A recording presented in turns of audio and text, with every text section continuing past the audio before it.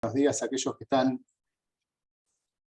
grabando. Bueno, buenos días y buenas tardes. Damos inicio a una nueva conferencia magistral organizada por la Coordinación General de la Asociación Interamericana de Defensorías Públicas, AIDEF. El tema que nos convoca el día de hoy, el título de la conferencia, será La historia larga de los derechos humanos, que estará a cargo del doctor Eugenio Raúl Zaffaroni.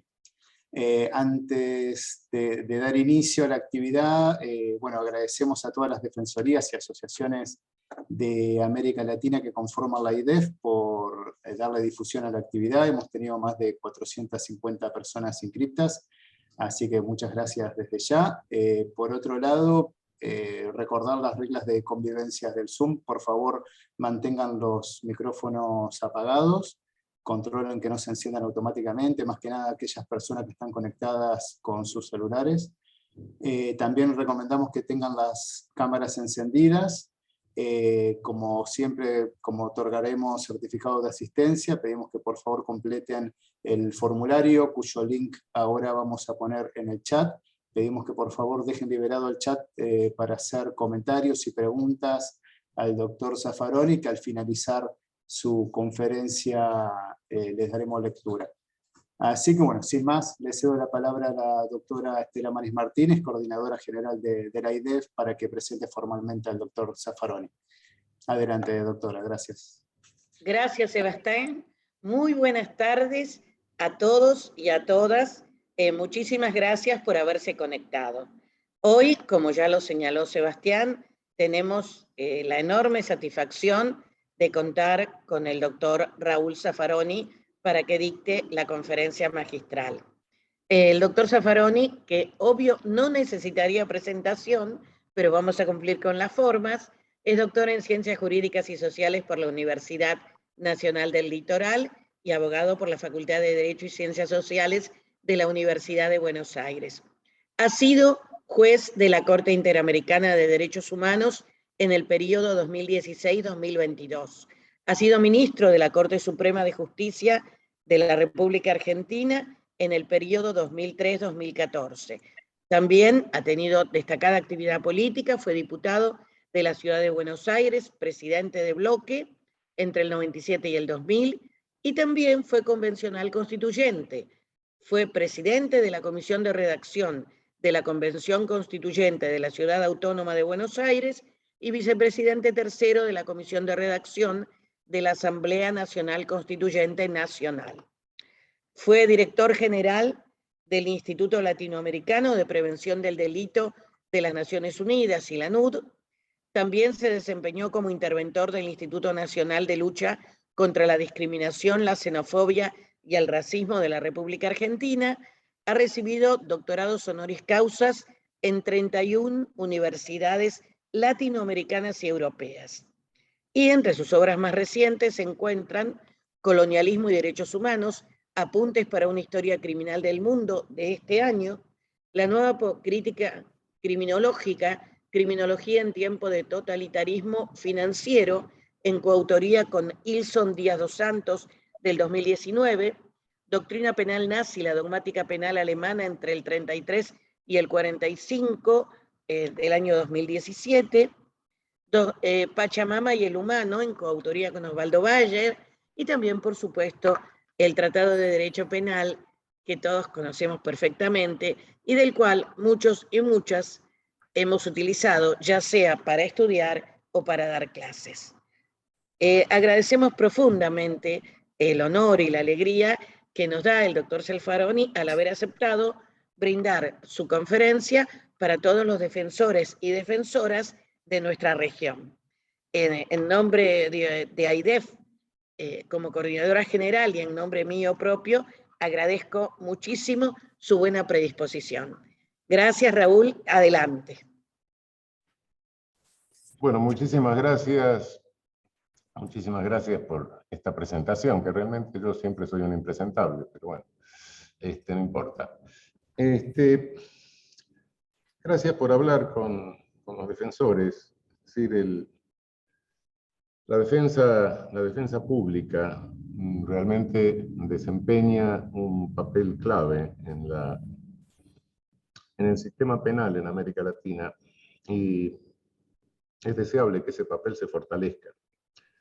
Como en todos los países con una marcadísima estratificación social y una marcadísima concentración de riqueza, como es nuestra región, donde tenemos los coeficientes de Gini más altos del planeta, es decir, los coeficientes que indican la injusta distribución de la riqueza, la concentración de riqueza,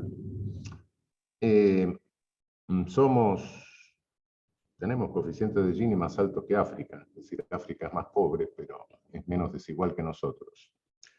Y naturalmente, como resultado de esta estratificación, nuestro sistema penal ejercicio del poder punitivo en nuestra región se vuelve más selectivo. Y en esa selectividad, que como todos sabemos se reparte entre los más vulnerables de cada sociedad, naturalmente la defensa, la verdadera defensa la asume la defensa pública, o debe asumirla la defensa pública. De modo que creo que cada defensa pública es el estudio jurídico más grande de un país, en el cual se concentra la atención de los más vulnerables. En este sentido, si bien por cierto la selectividad del poder punitivo no se puede cancelar, el poder punitivo es por estructura selectivo en cualquier lado, hay grados de selectividad más intensos que otros y hay algunos grados de selectividad que son verdaderamente repudiables. En consecuencia, si se quiere bajar el grado de selectividad, es indispensable reforzar la defensa pública. No solo reforzarla jurídicamente, sino creo que también sería necesario montar una policía de la defensa pública. La policía en el adversarial puro tendría que depender del Ministerio Público Fiscal y necesariamente sería indispensable tener una policía que investigue, no a favor de la acusación, sino a favor de la defensa. Pero bueno, esta estratificación afecta, lesiona todos los derechos humanos, o sea, los derechos civiles y políticos, los derechos los DESCA, los derechos económicos, sociales, culturales y ambientales. De modo que conversar hoy sobre esta cuestión de los derechos humanos creo que es importante porque si bien todos sabemos de qué se trata y todos sabemos que está el derecho internacional de los derechos humanos, la historia que se nos cuenta de los derechos humanos es una historia breve, una historia relativamente reciente. Todos celebramos el 10 de diciembre de 1948. Está bien, yo me estoy convirtiendo en un fenómeno biológico, pero estaba empezando la escuela primaria. De modo que es una historia que se desarrolla prácticamente, se puede desarrollar en el curso de una vida humana. Y todos sabemos, aquel 10 de diciembre se aprueba la Declaración Universal de Derechos Humanos, en la cual trabajaron intensamente Madame Roosevelt y René Cassin, la primera representante de Estados Unidos ante la ONU, y René Cassin, que había sido el ministro de De Gaulle en el exilio en Londres, durante la guerra. Bien, pero esa historia, incluso esa historia se encuentra de una manera que tampoco es del todo exhaustiva. Porque la Declaración Universal del 10 de diciembre del 48 fue una declaración. Y las declaraciones en el derecho internacional son manifestaciones de buena voluntad. Fue una declaración de la Asamblea de la Organización de Naciones Unidas. Las leyes, como todos sabemos, en el derecho internacional son tratados. Y esos tratados demoraron más de 30 años en consolidarse en los dos convenios, el de derechos civiles y políticos, el de derechos económicos, sociales y culturales, que recién se pusieron en vigencia en la década del 70 porque se interfirió el mundo bipolar.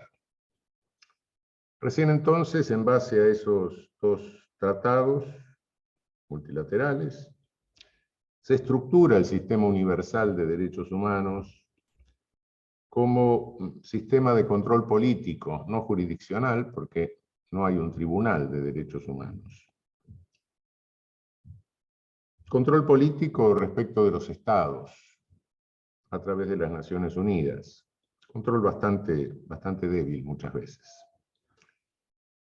En tanto esto sucedía, Europa cedió su sistema regional a través de la Convención de Roma de 1950 y se establece el sistema europeo de derechos humanos con jurisdicción, es decir, con una corte, con un tribunal. A este sistema europeo, contemporáneamente, prácticamente con la sanción de los dos tratados, de los grandes tratados internacionales universales, se configura dentro del ámbito de la Organización de Estados Americanos el sistema americano de derechos humanos, también con un órgano jurisdiccional que es la Corte Interamericana de Derechos Humanos con sede en San José de Costa Rica. Luego, más recientemente, se organiza el sistema africano. Esta es la historia que se suele contar en los cursos, con más detalles, etc. Se establecen las diferencias entre el sistema europeo de acceso directo de la víctima al tribunal, el sistema interamericano que tenemos nosotros, en que no hay acceso directo, sino que se pasa a través de la Comisión de Derechos Humanos de la Organización de Estados Americanos, la pugna que hubo en su momento, porque a través del Pacto de San José de Costa Rica tenía que establecerse una comisión. La comisión de la OEA protestó porque decía que le iba a vaciar de trabajo. En consecuencia, se le asignó a la comisión de la OEA dos funciones, la que tiene como comisión de la Organización de Estados Americanos y la que tiene en función del pacto, que solo rige entre los países que reconocen la competencia de la Corte Interamericana. Bien, todo esto son detalles del derecho internacional, pero daría la impresión de que la idea de una protección universal de derechos humanos estaba en algunos libros y que Madeleine Roosevelt y René Cassin, como eran buena gente, terminaron de leerlos y un día se les ocurrió proponer la Declaración Universal. Obviamente esto no es así. Esta es la historia del derecho internacional de los derechos humanos. Pero ¿de dónde surge la idea de una protección mundial de la dignidad de la persona humana y fundamentalmente de su vida? Hay otra historia, un poco más larga, pero que no se remonta más allá que a fines del siglo XVIII, que también viene del norte y nos dice que en esa época los iluministas, los pensadores, Kant, la filosofía, todo el iluminismo, Sonnenfeld, Beccaria, etc., comenzaron a pensar en los derechos subjetivos, en la dignidad de la persona y en la prohibición de usar al ser humano como un medio, cosificarlo en este sentido, y que eso cundió en la civilización. Pero bueno, esto es cierto, es verdad. Sí, hay una contribución al pensamiento universal a través de estos autores, pero de aquí se puede deducir algo que ya es falso. Es decir, que esta idea de respeto a la dignidad de la persona, a la no cosificación del ser humano, cunde por toda Europa, cunde por todo el norte, y después baja como civilización hacia el sur. Y esto es falso. Esto no es cierto. La historia larga de los derechos humanos, la historia fáctica de los derechos humanos y la idea misma de la necesidad de protección mundial de la dignidad de la persona humana como una suerte semilla de ciudadanía planetaria viene de mucho antes. Naturalmente, para que surja la idea de la necesidad planetaria de tutela de la dignidad humana, tienen que haber surgido crímenes mundiales contra la dignidad humana. Y efectivamente, estos crímenes se iniciaron muchísimo antes. Pero para que haya crímenes mundiales y para que, de acuerdo a la experiencia, la triste experiencia de esos crímenes mundiales, surja la idea de una protección mundial, era necesario que existiera el mundo. El mundo no como planeta, el planeta tiene tiempos siderales, tampoco el mundo como surgimiento del ser humano, cuando a alguno de nuestros antepasados se le ocurrió empezar a caminar apoyado en sus patas traseras, dejó de aprender con la mandíbula y bueno, eso le permitió desarrollar más habilidad en las patas delanteras y le permitió desarrollarse el cráneo. No, tampoco es en ese momento.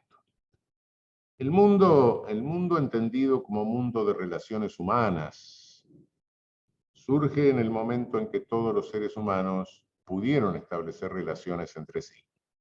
Y es desde el momento en que se conocieron entre los seres humanos que habitaban el planeta. Eso tiene una fecha que son fines del siglo XV. Es decir, cuando Cristóbal Colón, muy probablemente un judío que ocultaba su origen a la crueldad de la Inquisición española, atraviesa el Atlántico y llega al Caribe. Y también cuando Vasco da Gama da la vuelta por el sur de África y llega a la India. Y entonces los de aquí pudieron conocer que existían los de allá, los de aquí, y se conoció mejor el África subsahariana. Y el mundo se presenta crimen mundial, que es la colonización. La colonización se echó en nuestra América un número de víctimas indeterminado, pero que no fue menor a la población mundial de la época, a unos 60 millones de habitantes. No todos por explotación, no todos por homicidio, muchos por las infecciones que trajeron los europeos a América, infecciones que provenían de su frecuente contacto con animales domésticos que aquí no existían. Y eso, sumado a una situación de servidumbre, se dice, pero que es una servidumbre que se acerca mucho más a la esclavitud, porque la servidumbre medieval establecía también obligaciones por parte del señor.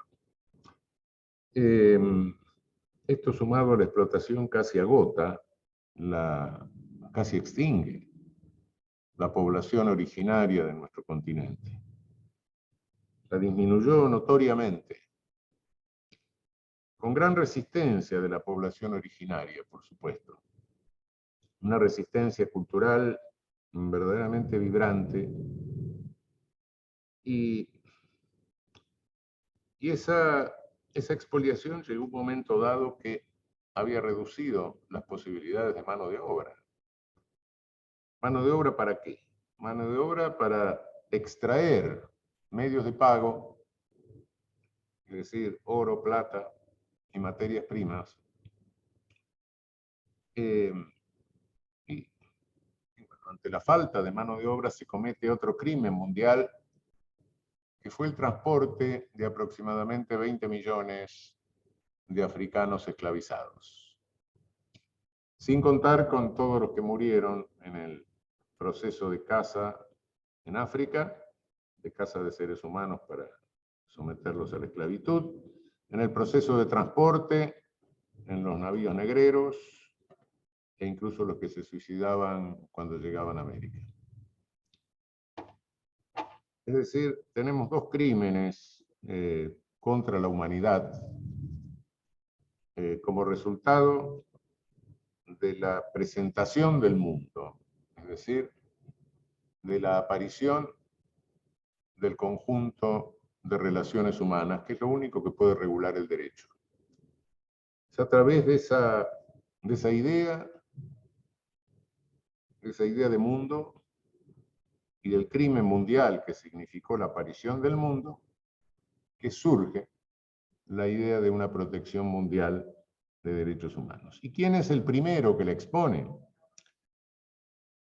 Diría que hay varias voces, pero la más notoria, a quien podemos considerar el primer expositor de la necesidad de una protección mundial de la persona humana, fue Fray Bartolomé de las Casas, a comienzos del siglo XVI. Fue Fray Bartolomé que sostuvo a rajatabla la necesidad de respetar la vida de los originarios, de respetarle su propiedad, de devolverle lo que le habían robado, incluso de devolver el dinero producto del robo con que se habían pagado servicios, de respetarle sus templos y de devolvérselos, aunque hubiese iglesias cristianas construidas sobre ellos, decía Fray Bartolomé. Respetarle su cosmovisión, respetarle su religión. Raro, porque uno dice, bueno, pero ¿cómo sostenía eso cuando había un imperio?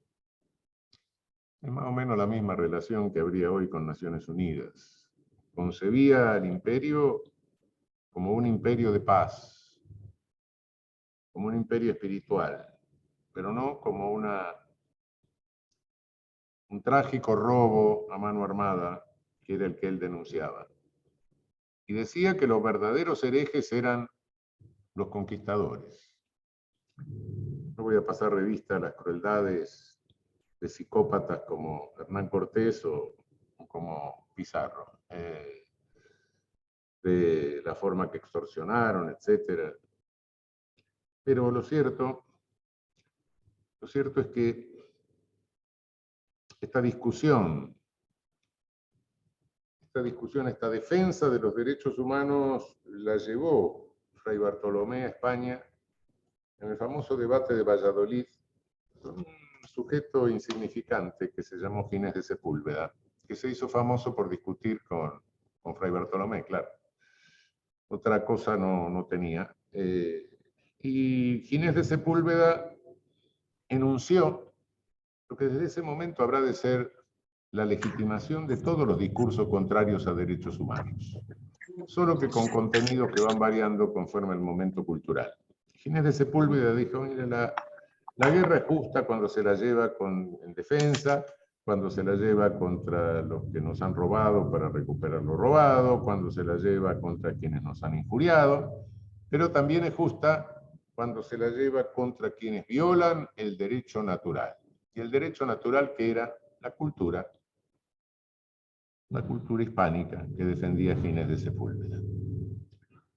Hay dos cosas que me voy a detener dentro de un momento. Este discurso de Ginés de Sepúlveda, conforme a mi cultura, yo tengo derecho a destruir al otro, se verá a lo largo de toda la historia. Pero hay una pregunta fáctica. ¿Por qué nos coloniza a nosotros fundamentalmente Iberia y no nos colonizaron los noruegos, que una vez estaban más sobre el Atlántico? Para colonizar es necesario tener una estructura colonizadora. Y una estructura colonizadora significa una sociedad en forma más o menos de ejército, jerarquizada, muy jerarquizada, que esa forma de ejército le permite convertirse en una sociedad colonizadora. Antes de todo esto, bueno, naturalmente Roma tenía una estructura de esa naturaleza. ¿Y Iberia la tenía? Sí, la tenía. La tenía porque se había pasado 700 años colonizando su propio territorio, en perjuicio de los islámicos, hasta que los echa contemporáneamente a la llegada de Colón, termina de echarlos. Y esa guerra contra el al-Andalus algunos los echa, otros los cristianiza a garrotazos. Esa guerra contra el al-Andalus le proporciona esa estructura ejércitoforme, si se me permite el neologismo, estructura de ejércitoforme que, como todo ejército, tiene unidades pequeñas, unidades de base, porque de lo contrario las órdenes del general no se cumplen. ¿Y cuáles son las unidades de base de una sociedad altísimamente jerarquizada? Son las familias. Es el pater familiae que desempeña la misma función que los cabos y sargentos en los ejércitos. No es que Iberia haya inventado el patriarcado, pero lo reforzó tremendamente, porque sin ese reforzamiento, naturalmente, no podía tener la estructura de ejército, la estructura estratificada que le permitía la colonización. Y los otros países de Europa no la tenían. Es decir, el patriarcado fue un presupuesto necesario de la colonización. Y el racismo es un hecho posterior. La colonización, en definitiva, la colonización originaria, es el sometimiento de un territorio extranjero para montar un enorme campo de trabajo forzado, un inmenso campo de trabajo forzado. Y este inmenso campo de trabajo forzado necesitaba gerentes, necesitaba administradores y necesitaba trabajadores forzados. ¿Y cómo se jerarquiza este campo? Se jerarquiza en función de algo que hasta ese momento no había sido relevado, la melanina. Los europeos conocían que había negros, por supuesto que lo conocían, sabían. Pero nunca eso había sido un fundamento de jerarquización social. A tal punto que Shakespeare mismo considera que Cleopatra era negra, o la imagina negra, en lo cual también es posible. De cualquier manera, lo cierto es que en Europa la riqueza en melanina no implicaba ningún desmedro jerárquicamente social. Eso se inventa, el racismo se inventa al colonizar América. Y es ahí que la melanina pasa a ser uno de los criterios de jerarquización del personal de este inmenso campo de trabajo forzado que fue la colonia en el colonialismo originario. Es en este ámbito de colonialismo originario cuando surge la idea de derechos humanos con Fray Bartolomé de las Casas, en contra del discurso de Sepúlveda que ya nos estructura todos los discursos negadores de derechos humanos a partir de la afirmación de que mi cultura superior, la llamaba él derecho natural, me permite o me legitima la guerra contra el infiel. Pero bueno, ¿qué sucede? A través de este genocidio de originarios, de africanos, el imperio ibérico se apodera de medios de pago y de materias primas. Pero al mismo tiempo expulsa a los moros y expulsa a los judíos, y sobre todo con la expulsión de estos últimos, mata toda posibilidad de surgimiento de una burguesía industrial. Por consiguiente, esa sociedad jerarquizada de nobles no estaba en condiciones de producir nada. Era una sociedad de vagos. Incluso la colonización nuestra fue llevada a cabo mayoritariamente por andaluces, es decir, por los recién colonizados en el propio territorio ibérico. Algún notorio intelectual antillán del Caribe ha dicho, bueno, no insistamos en esto, porque todavía que hemos sido colonizados, fuimos colonizados por los marginales de la metrópoli, sí, efectivamente. Por supuesto que después vinieron virreyes, etcétera, títulos nobiliarios y demás, pero esos venían para la alta jerarquía. Pero hay una resubjetivización del colonizador, la masa de colonizadores, que eran los marginados de la sociedad metropolitana, que se convierten en los dominadores en la sociedad colonizada. Los medios de pago, el oro y la plata, pasa por Iberia y va a dar a los países donde el Imperio Ibérico requería productos elaborados. Es el centro, el norte de Europa, y ahí se forman las burguesías. Ahí se produce la revolución industrial que altera todo el poder europeo. Las potencias marítimas, España, Portugal, pierden la hegemonía. Esa hegemonía se traslada al centro norte de Europa con la revolución industrial, porque el Imperio Ibérico, España y Portugal no están en condiciones, dada su jerarquización, no están en condiciones de responder a este enorme cambio que se estaba produciendo en Europa con la revolución industrial, y por ende entran en crisis los imperios. Viene nuestra independencia, nuestras independencias, la independencia de nuestra región, y surge de esa manera el capitalismo en Europa, la acumulación originaria del capitalismo en Europa. Pero la crisis del imperio produce un fenómeno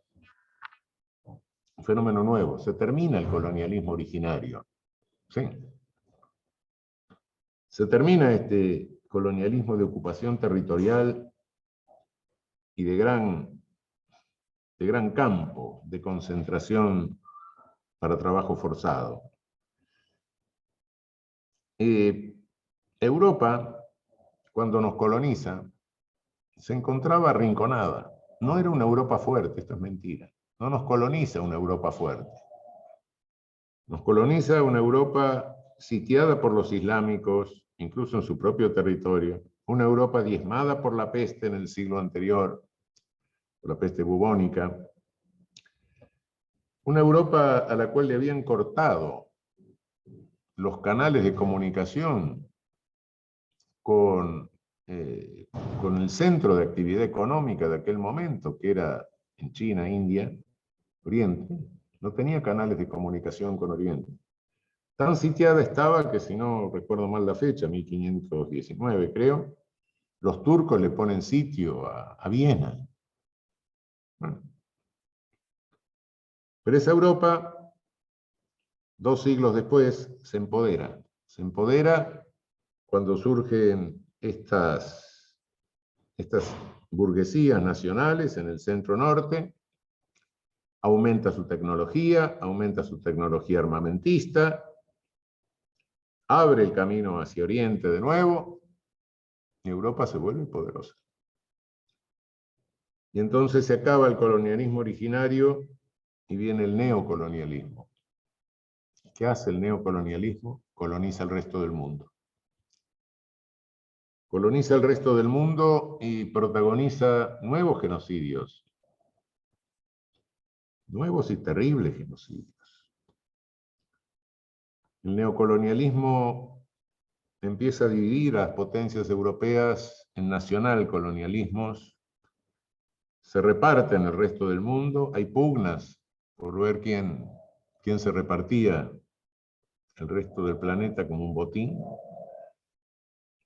Advienen las guerras del opio que someten a China, después, mucho más tarde, la guerra de los Boxers, pero sobre todo la terrible colonización inglesa a la India, que entre la peste y la explotación y el hambre no puede contabilizarse menos de 20 millones de muertos. Me estoy refiriendo ya hasta comienzo del siglo pasado, del siglo XX. Terrible. Mientras esto sucedía y los indios se morían de hambre, la administración inglesa exportaba la producción de grano a Gran Bretaña. Mientras había actos de antropofagia, incluso, en la India. Ellos se ocupaban de exportar esa producción a Gran Bretaña. Y por otra parte, en montar un ejército que le servía no solo para la India, sino para todo su imperio colonial. Los franceses no le fueron en saga. Los italianos, siempre con un afán imperial, quisieron tomar Etiopía y le fracasó. Los alemanes se ocuparon del sur de África. Pero todo esto fue resultado, bueno, los holandeses de Indonesia, pero todo esto fue resultado también de un bochornoso reparto de África que se hace en Berlín, en la conferencia convocada por Bismarck en 1885, 1884, 1885. Mis abuelos ya habían nacido. Se juntan las potencias en Berlín y se reparten África como si estuvieran trozando una pieza de casa, sin la intervención de ningún africano, claro. Interviene incluso ahí una sociedad anónima.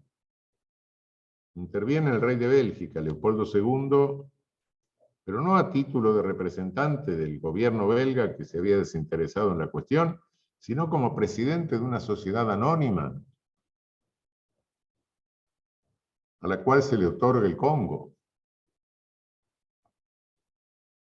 Y todos sabemos lo que pasó después en el Congo. Sometió a la población a través de un ejército multiétnico, sometió a la población a una explotación obligada de caucho, y si cada congoleño no le aportaba determinada cantidad de caucho, le mutilaba a la familia, cortaba pies y manos. Se calcula que esa colonización, esa neocolonización belga en el Congo costó por lo menos 2,5 millones de vidas humanas. En medio de estas atrocidades, de estas sanciones, y los alemanes en el sur tuvieron un levantamiento de hereros, y el único documento donde un gobierno, el emperador Guillermo II, le ordena a un general al que manda a África del Sur el aniquilamiento de una población, el único documento donde se firma formalmente un genocidio, es ese documento en que Guillermo II manda a su general a aniquilar a los hereros, y este lo cumple con una alegre prontitud. Se calcula que son 200.000 hereros que fueron extinguidos.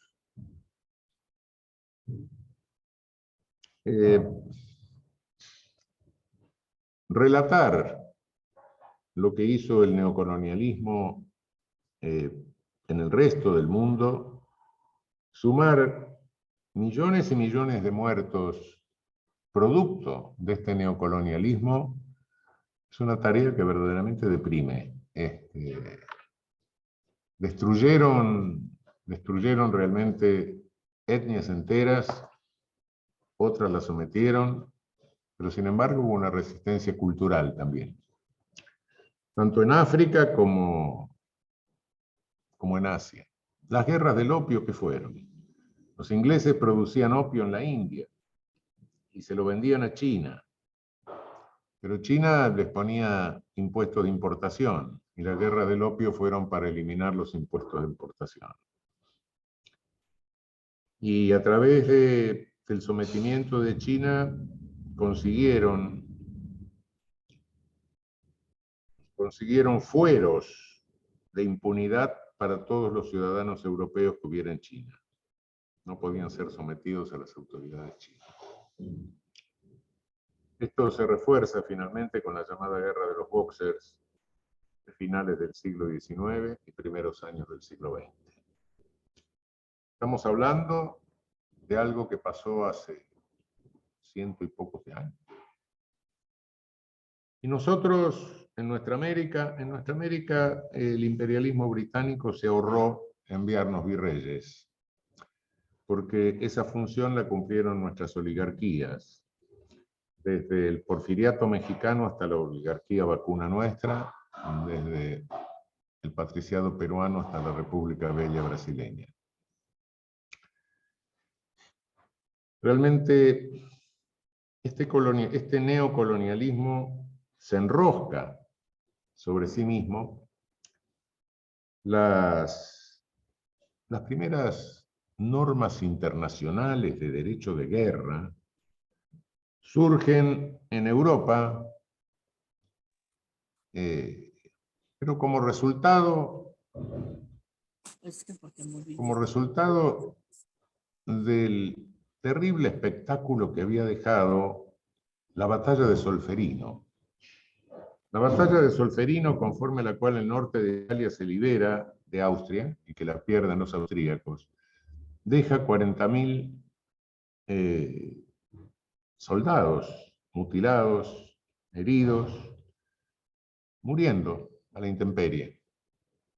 Frente a este espectáculo es que Henri Dunant empieza todo lo que fue después, lo que fueron las convenciones, las primeras convenciones de guerras, prisioneros, etc.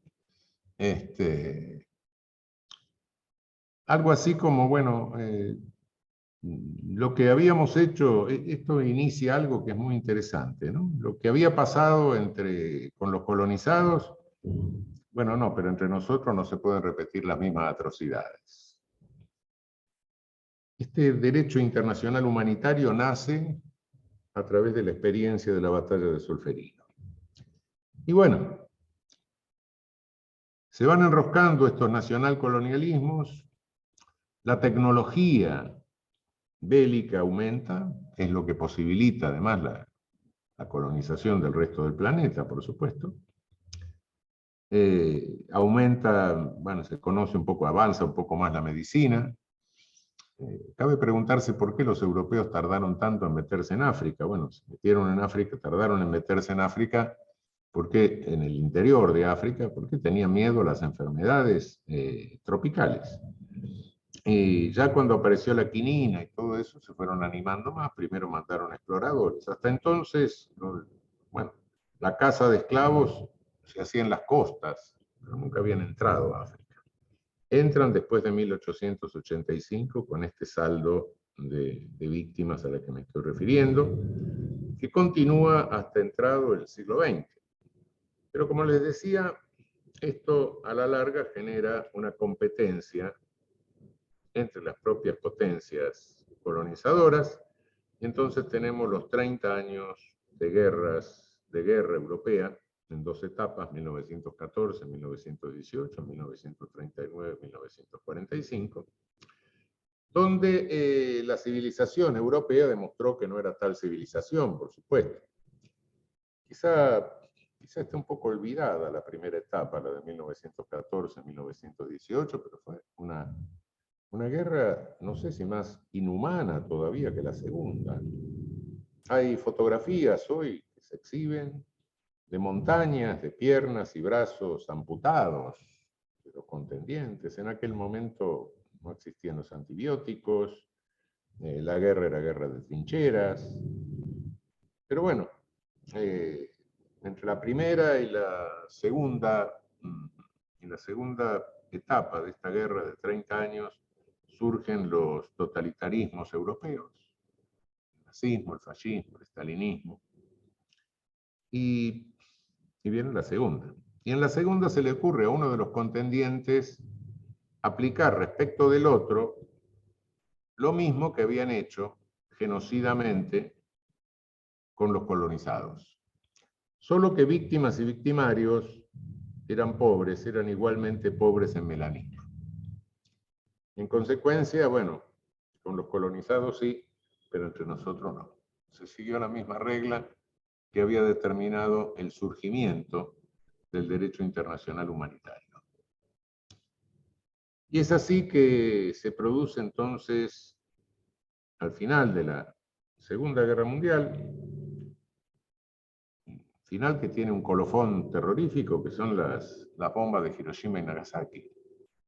Sobre todo la segunda, totalmente inútil,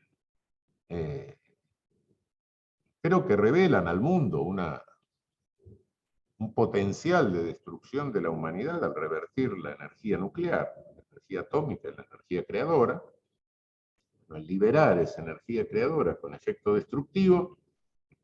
O sea, es la primera vez que el ser humano tiene en sus manos la posibilidad de destrucción, de aniquilamiento total de la vida del planeta, la vida humana en el planeta.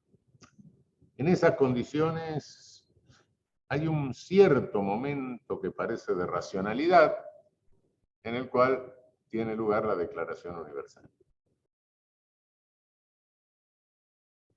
Pero cuidado que es de relativa racionalidad.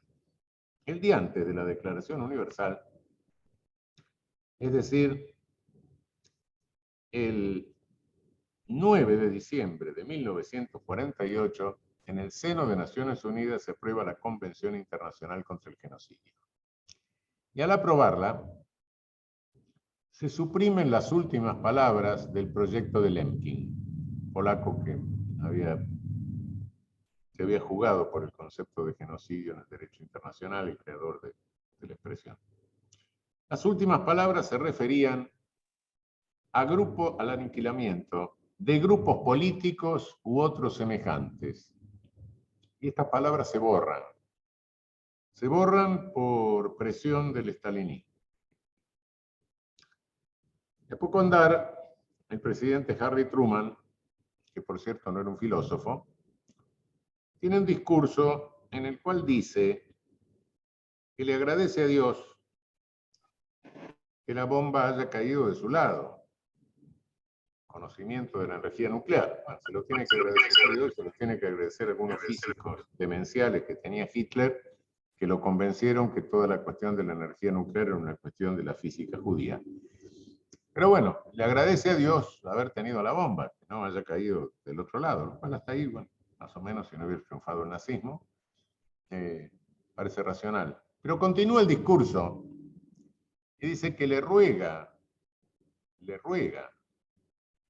a Dios que lo ilumine para usar esa arma conforme a sus designios. Dios raro, un Dios en que Truman le ruega a ese Dios extraño que le permita usar la energía creadora para destruir conforme a sus designios. Esto revela, por un lado, bueno, el mundo llamado democrático capitalista, rogándole a un Dios raro que le permita destruir conforme a los designios de ese extraño Dios, que no creo que sea el de todos. Y por otro lado, un mundo de socialismo real que se reserva el derecho a aniquilar grupos políticos o de otra naturaleza. De modo que no surge esto en un momento de total racionalidad. En realidad, si ha avanzado esto, si se llegó a esto, se llegó por miedo, no porque se haya sentado la humanidad a reflexionar.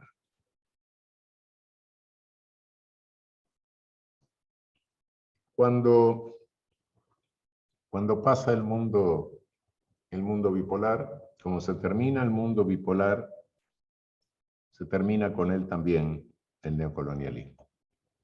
El neocolonialismo tuvo en nuestra región su última manifestación con las dictaduras de seguridad nacional.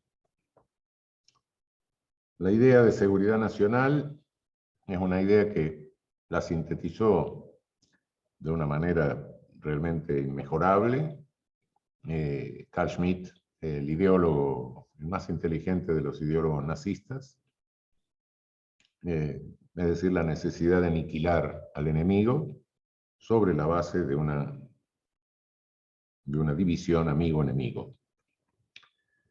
El enemigo era en aquel momento todo el que se oponía a la explotación neocolonial. Pero bueno, ¿pero por qué se termina? Y se termina con las dictaduras de seguridad nacional, porque se produce un cambio en el capitalismo planetario.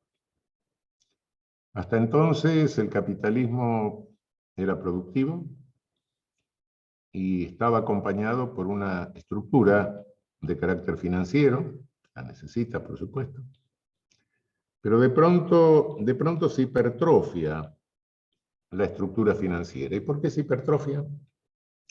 Porque se acabaron las 3 o 4 décadas de oro posteriores al final de la guerra. Se acabaron las décadas en que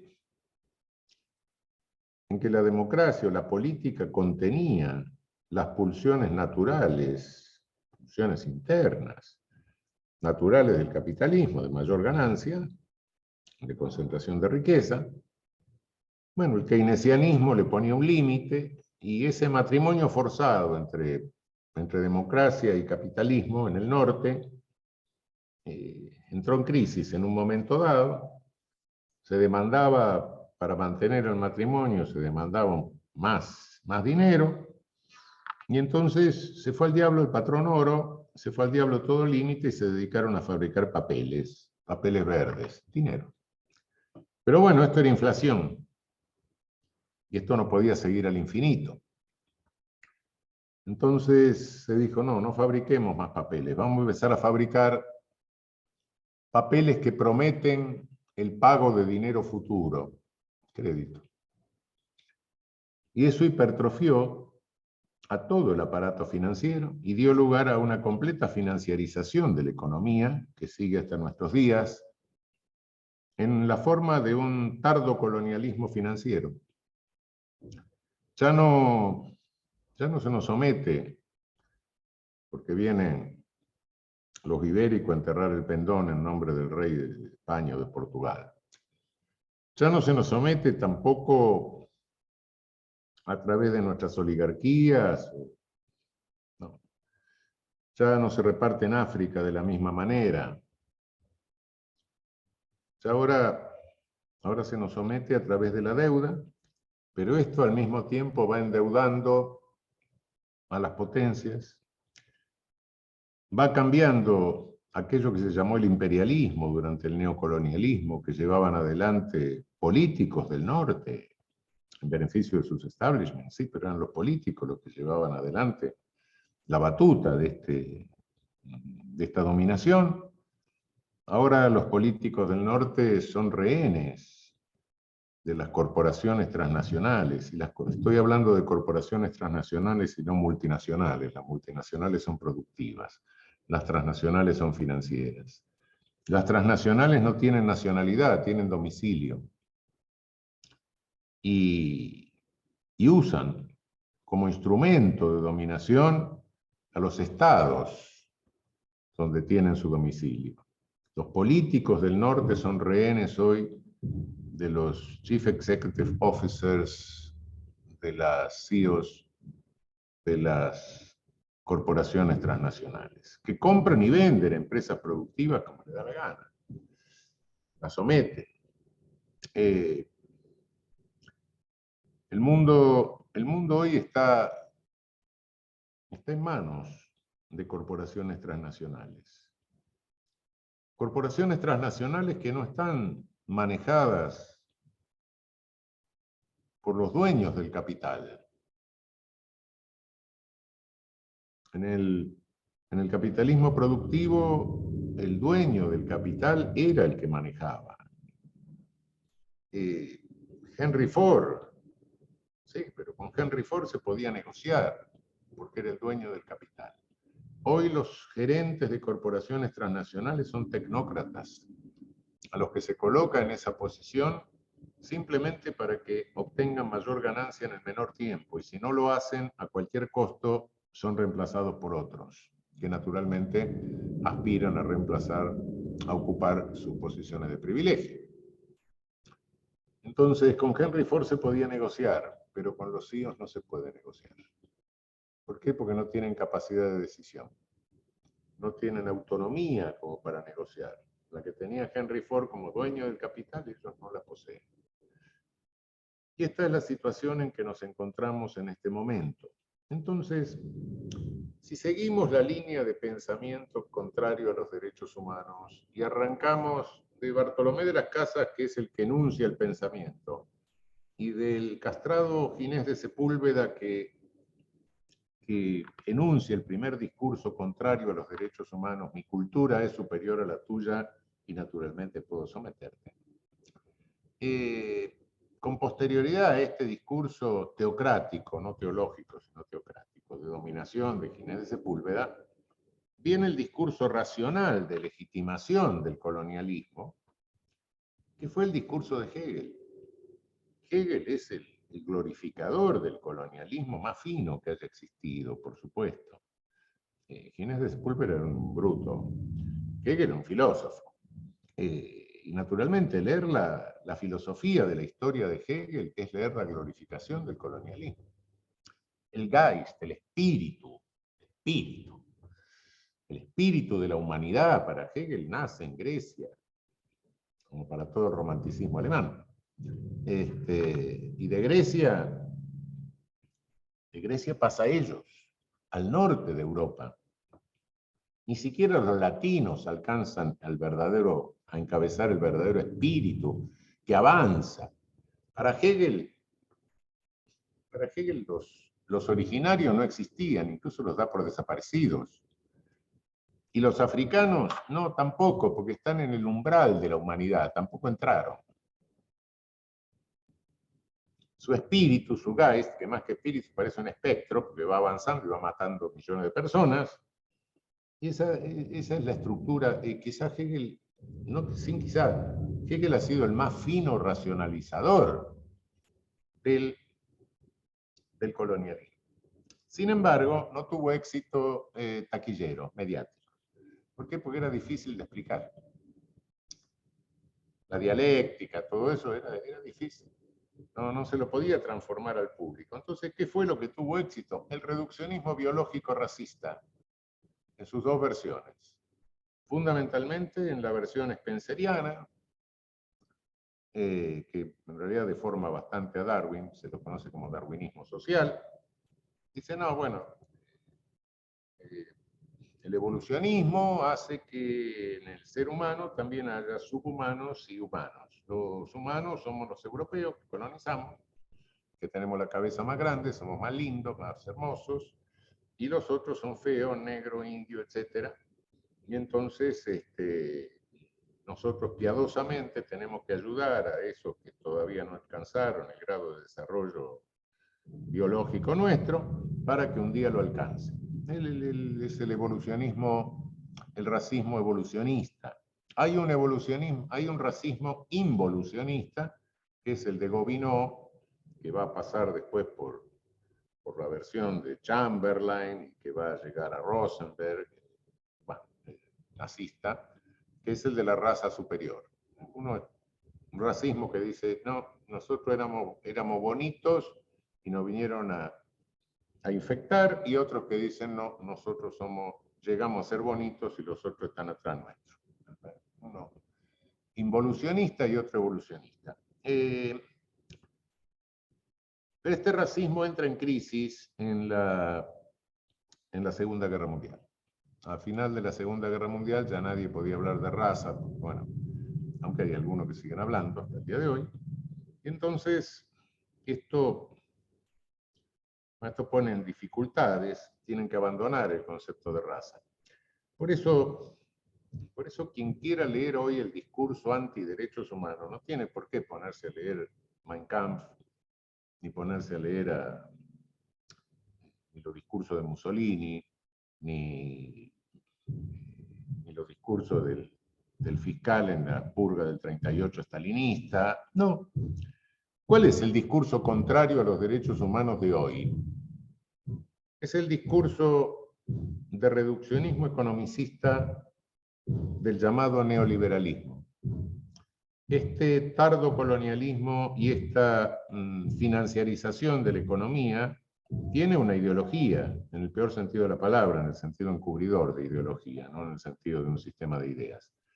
Y esta ideología es la ideología economicista neoliberal. Si alguien quiere leer un discurso verdaderamente contrario a los derechos humanos, tiene que leer a los evangelistas de esta ideología, y fundamentalmente recomiendo la lectura de von Mises, Ludwig von Mises. Fueron dos, básicamente, en el origen de esto hay dos austríacos, Friedrich von Hayek y Ludwig von Mises.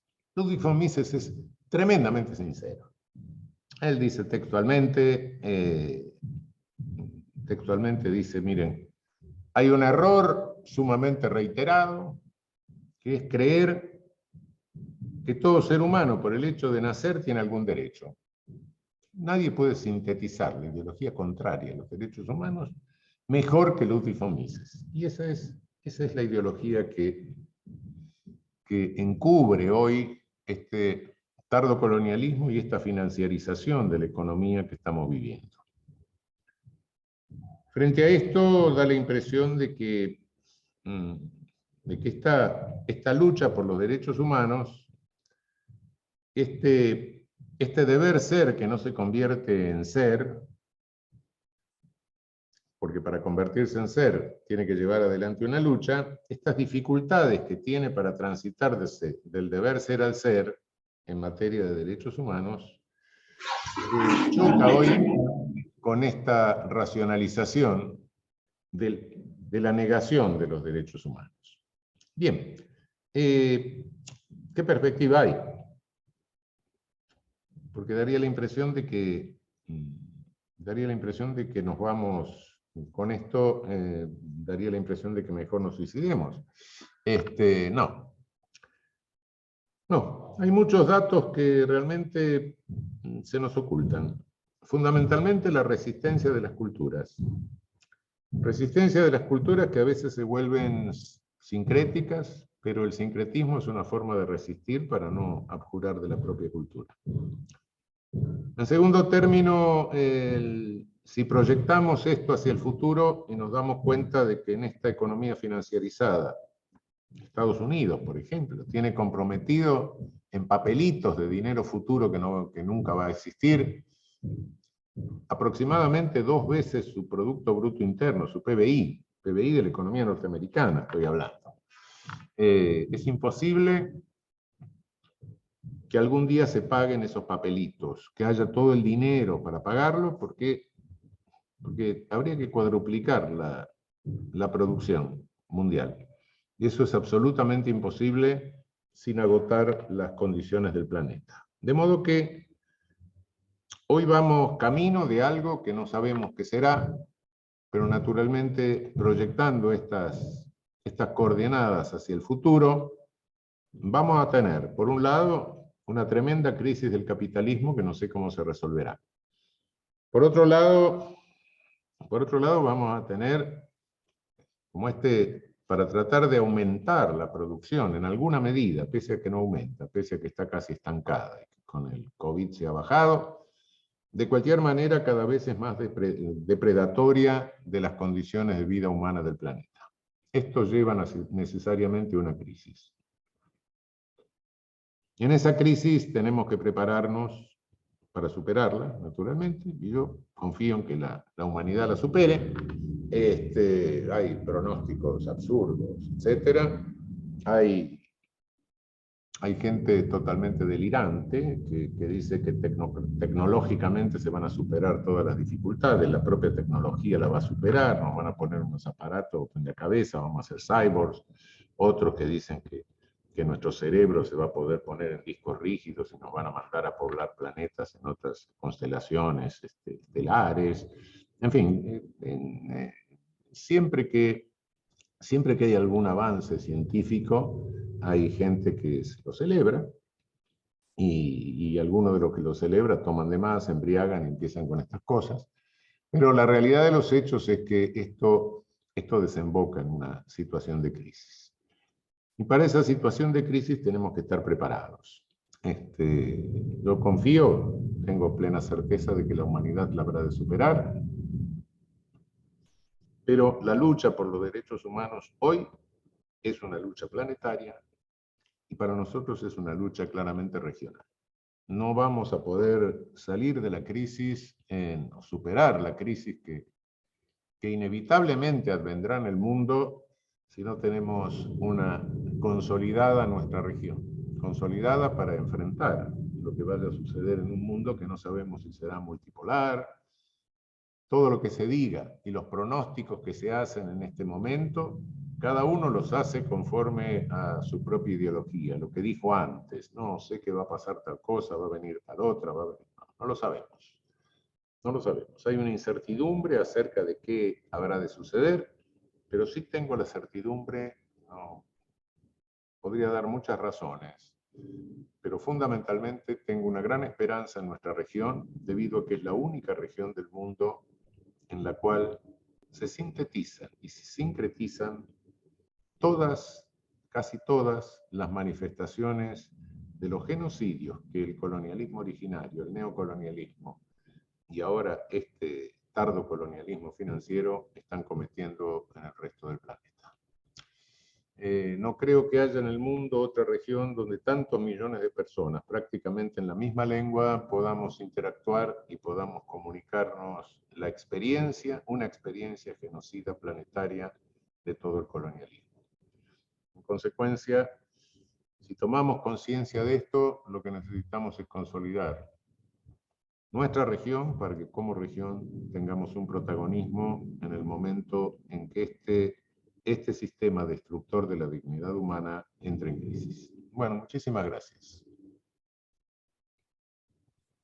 No, muchísimas gracias a usted, doctor Zaffaroni, interesantísima la charla. Bueno, le paso la palabra a la doctora Martínez, entonces, para que haga un cierre de esta actividad. Adelante, doctora, gracias. Muchísimas gracias, Sebastián. Muchas gracias, Raúl. Veo que nos hemos quedado sin tiempo. Si hay alguna pregunta o algún comentario interesante, como seguramente debe haber, te los haremos llegar. Te agradecemos muchísimo, como siempre. Nos esclareces, nos abrís la cabeza, nos haces pensar, que es lo más importante de los maestros.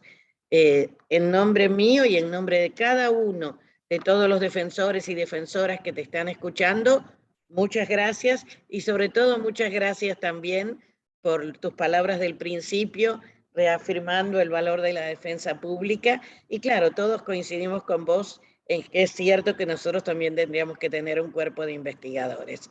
Hasta pronto y muchísimas gracias nuevamente. Ha sido muy importante. Chao, muchísimas gracias a todos. Chao. Bueno, de esta manera damos por cerrada la actividad de hoy. Muchas gracias a todas y todos por haber participado de esta conferencia.